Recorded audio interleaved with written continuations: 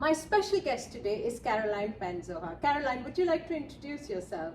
Yes, thank you. I'm Carolyn, and I'm a mental health advocate, and I advocate for psychosis awareness on YouTube and TikTok by the name Psychotic in Seattle.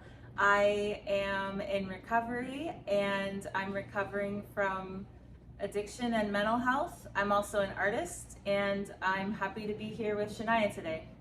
So I'm in Seattle at a conference and I heard Carolynn's inspirational story about her recovery from psychosis, and it was a great opportunity to get you on my channel. So thank you for being here. For those of you who want to know a little bit more about psychosis, it is a cluster of symptoms that can occur in many conditions. Essentially, when an individual has psychosis, they kind of lose touch with reality. So they might retreat into their bubble where they are in an unreal world. So they may experience hallucinations, which is like getting sensations without a stimuli. For example, they may hear voices when nobody is talking to them, or a cluster of noises, voices, or they might see things when there is nothing around, or they might smell things, or they may have sensations of touch when there is no touch around.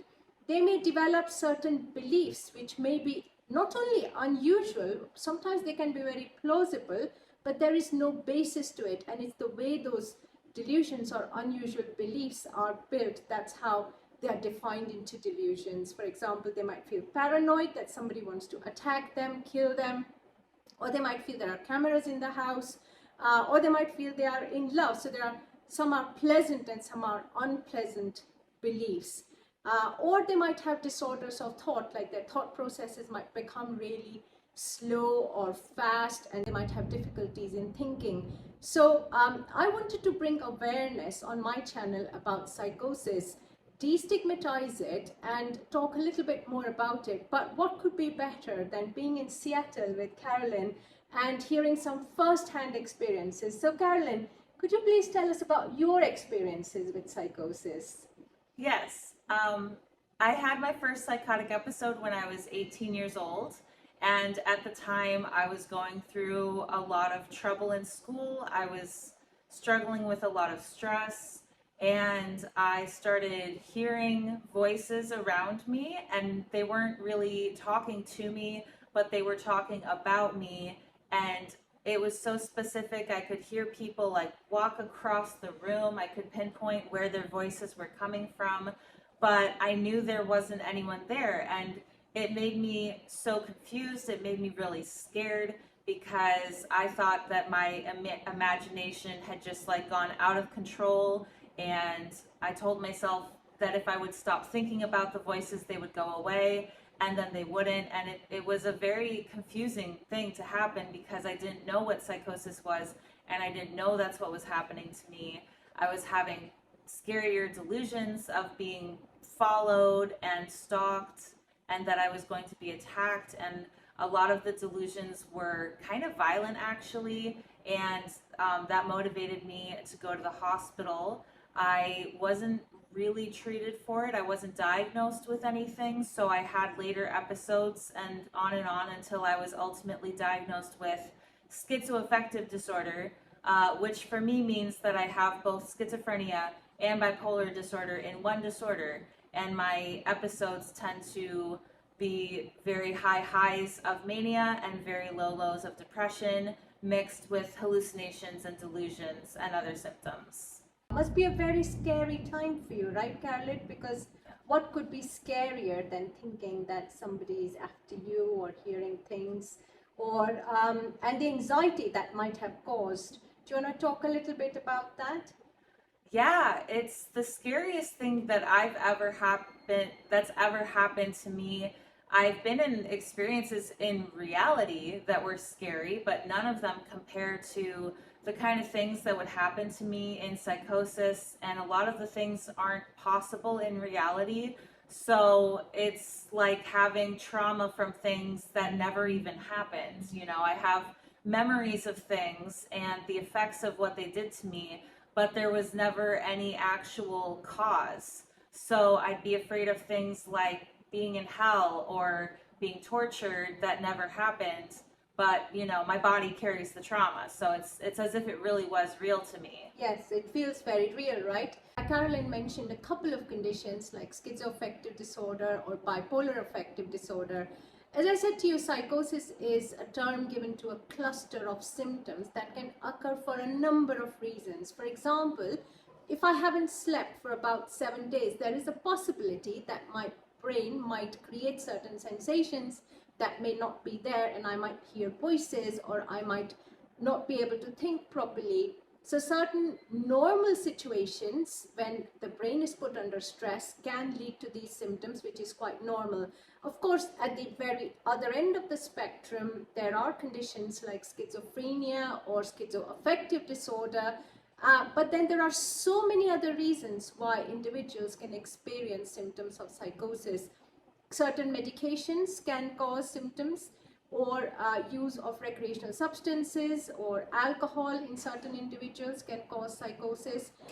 And then brain injury or a lesion inside the brain, for example, a tumor or any other condition in the brain can cause these symptoms. Of course, it could be linked to severe depression, as Carolynn said, to bipolar affective disorder, where individuals believe certain things. Often there are happy beliefs as well, so they are not all bad and scary. So a number of conditions, I have only named a few, and therefore it's very important to understand that just because if you're experiencing these symptoms, something is terribly wrong.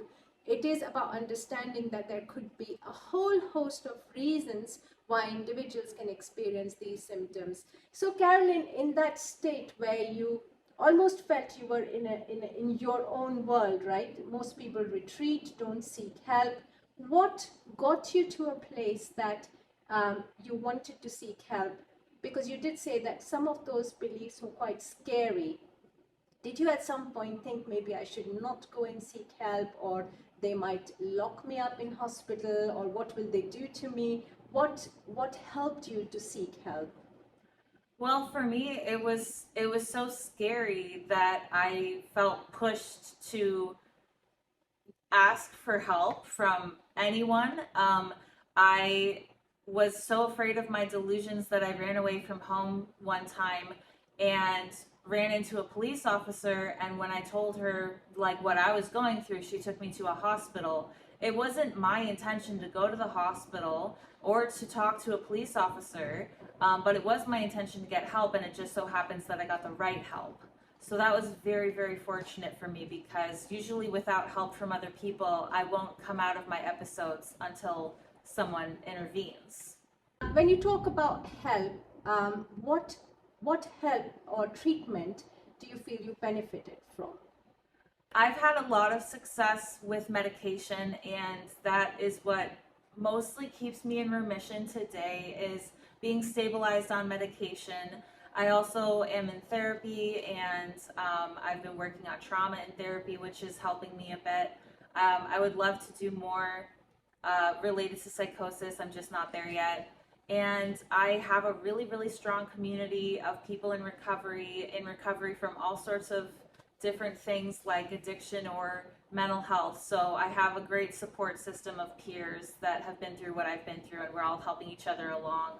So in so many ways, you have addressed what we call is the biopsychosocial-cultural model of mental health problems. For example, we talk about biological vulnerabilities, which you are treating with the medication. We talk about psychological, where you are accessing therapy, and then you are addressing all the socio-cultural aspects through the community and connectivities that you have developed, which was really amazing.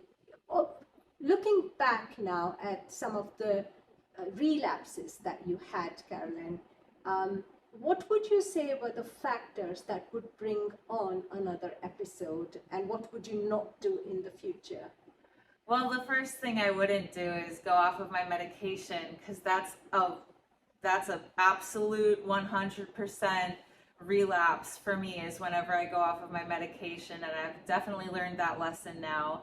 I've had trouble being on the right medication too, either being on too many meds at too high of dosages or not enough at the right dosage. So finding the perfect balance took years, but I feel like entirely stable now. Another really big one for me is stress, because I just can't, my therapist says I can handle a lot of stress, but I don't feel like I can, because when I get too stressed, I go back into psychosis. And so I have to be very careful with my self-care and managing stress and allowing myself to take breaks from things.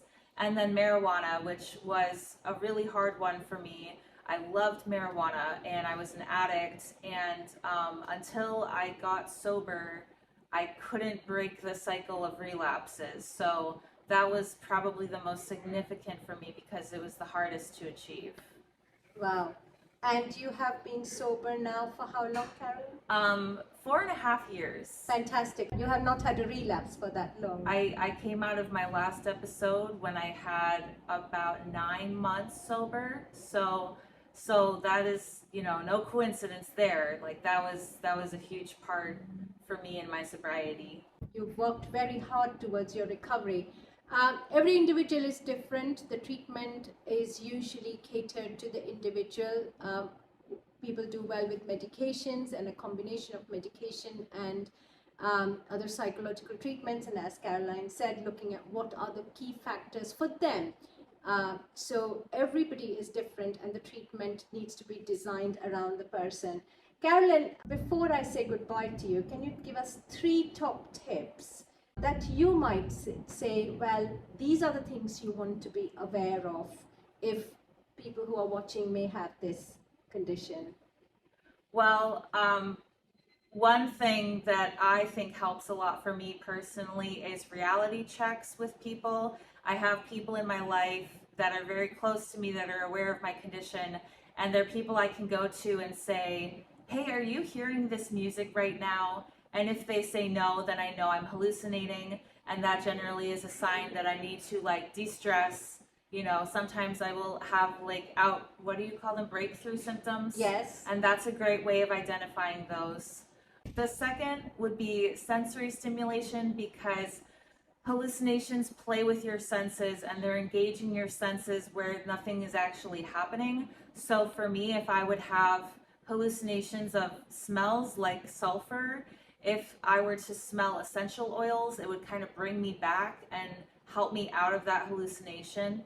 Me personally, I think it's great.